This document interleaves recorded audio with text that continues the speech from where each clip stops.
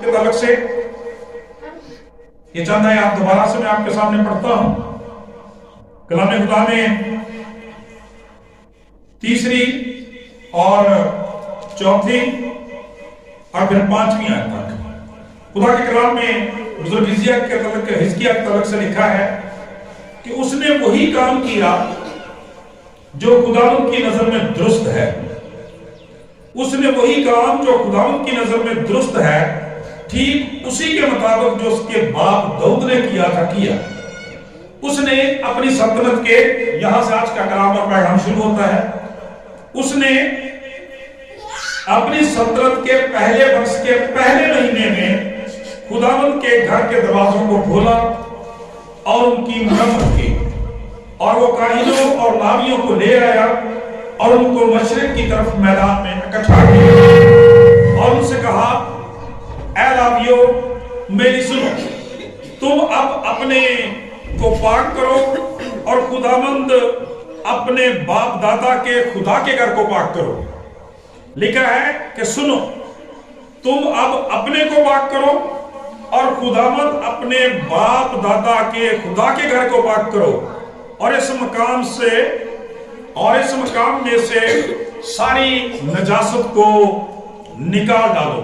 कलाम खुदा के पढ़े और सुने जाने पर खुदावंद की खास बरकत हो, खुदावंद का नहायत शुक्र हो। मेरे जो आज जो रेफरेंस हमारे सामने पढ़ा गया, जो हवाला हमारे सामने पढ़ा गया, और उसकी जो 2 से 3 आयत मैंने अपने सामने पढ़ी हैं, उनमें बुजुर्ग हिजकिय्याह की बड़ी खिदमत के ताल्लुक से लिखा है कि उसने अपनी सल्तनत के पहले साल के पहले महीने में खुदा के कलाम में लिखा है कि खुदा के घर के दरवाजों को खोल दिया, उनकी मरम्मत की, उसने काहिनों और लावियों को दोबारा से इकट्ठा किया। खुदा का कलाम बयान करता है, उनसे कहा कि पहले अपने आप को पाक करो, फिर खुदा के घर को पाक करो, और इस तरह से सारी नजासत जो है, सारी नापाकी जो है, सारी गुनाह की जो गंदगी है, उसको अपनी जिंदगियों से दूर कर दो। मेरे चीजों, खुदा का कलाम बयान करते हैं कि यह काम उसने कब किया? अपनी सल्तनत के पहले साल के पहले महीने में खुदा का कलाम बयान करता है कि उसने यह काम किया। लिहाजा जब हम 2023 के नए साल में दाखिल हो चुके हैं, उसके पहले महीने में से हम भी गुजर रहे हैं, खुदा का कलाम बयान करता है हमें भी अपनी जिंदगियों की इस्लाह करने की जरूरत है। हमें भी उस नापाकी को, गुनाह के फजला को दूर करने की जरूरत है जो हमें आसानी के साथ उलझा देता है और हम खुदा से दूर हो जाते हैं। खुदा का कलाम बयान करता है मेरे जो किस हवाले के अंदर बहुत सारी बातें पाई जाती हैं। आज हम कलाम खुदा में से इसके पहले हिस्से को देखेंगे जिसमें लिखा है पाक कलाम के अंदर कि उसने अपनी सल्तनत के पहले वर्ष के पहले महीने में खुदा के घर के दरवाजों को खोल दिया और फिर उनकी मरम्मत की। खुदा का कलाम बयान करता है काहिनों ने, लावियों ने अपने आप को पाक किया और उन्होंने खुदा के घर को हर तरह की नजासत से पाक कर दिया। मेरे चीजों, जब हम बुजुर्ग हिजकिय्याह की बात करते हैं, कलाम खुदा में ये बहुत जबरदस्त जो है वो शख्सियत हो गुजरी है। ये बनी इसराइल के जितने भी बादशाह गुजरे हैं, दाऊद और सुलेमान के बाद ये वाहिद बादशाह है बाइबल मुकद्दस जिसकी बड़ी खूबसूरत जिंदगी के बारे में, जिसकी दुआ के बारे में, जिसकी खिदमत के बारे में, जिसके ईमान के बारे में बड़ी जबरदस्त बातें करती है। आपको पता ही होगा, बुजुर्ग हिजकिय्याह के ताल्लुक से अगर और कोई कुछ लोग को और नहीं जानते तो इतना जरूर जानते हैं कि बुजुर्ग हिजकिय्याह की दुआ जो है और उसकी शफा जो है वो बाइबल मुकद्दस में बहुत मशहूर है। कलाम खुदा बयान करता, जब हम इस चैप्टर को शुरू करते हैं, लिखा है कि वो 25 वर्ष का था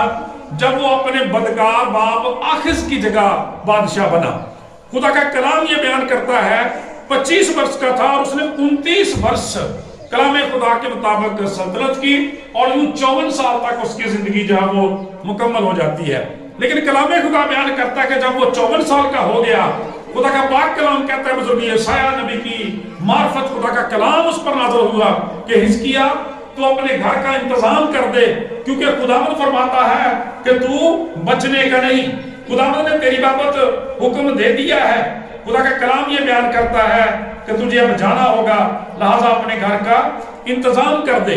خدا کا پاک کلام بیان کرتا ہے کہ جب یہ کلام اس تک پہنچا تو پاک کلام کے اندر لکھا ہے وہ خداوند سے دعا کرتا ہے. پاک کلام کے اندر لکھا ہے اس نے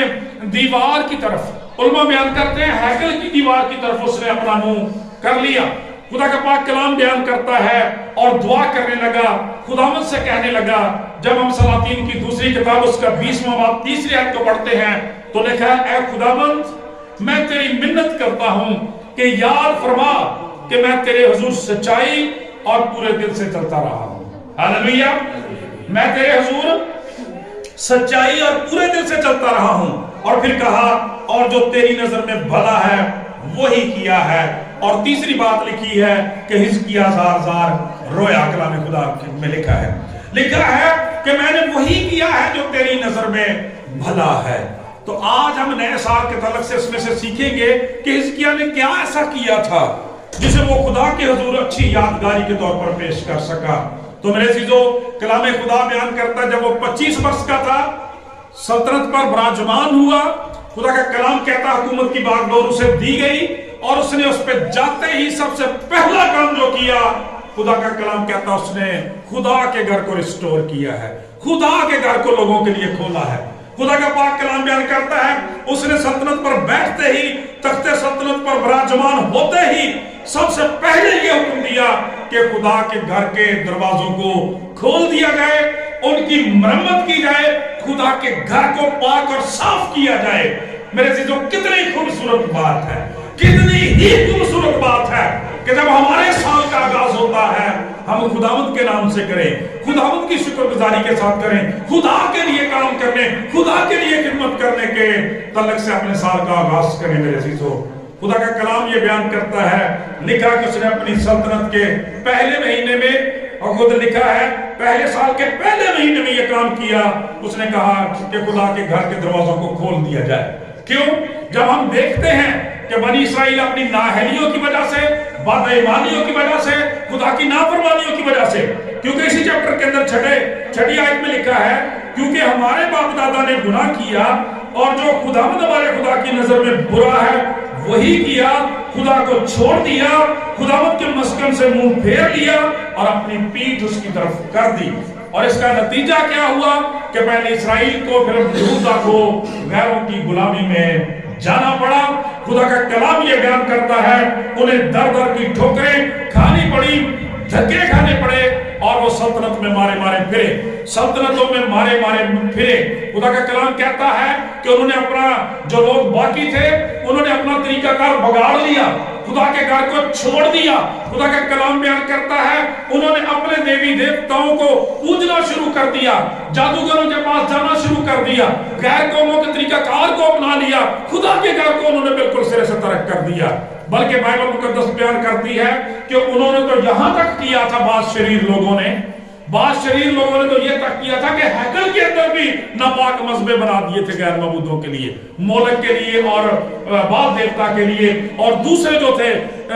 دیوی دیوتا ان کے لیے انہوں نے مذبے جو تھے وہ ہیکل کے اندر بنا دیے تھے اور خدا کے گھر کو ناپاک کر دیا تھا. کوئی پراپر بائبل کے مطابق خدا کے گھر کی عبادت کا سارا انتظام جاتا رہا، نہ باقاعدگی کے ساتھ چراغ جلائے جاتے، نہ بخور جلایا جاتا، نہ قربانیاں چڑھائی جاتی، کیونکہ وہ تو غیر معبودوں کی عبادت اور پرستش کرنے لگ گئے تھے. لیکن خدا کا کلام یہ بیان کرتا ہے ایسی سچویشن میں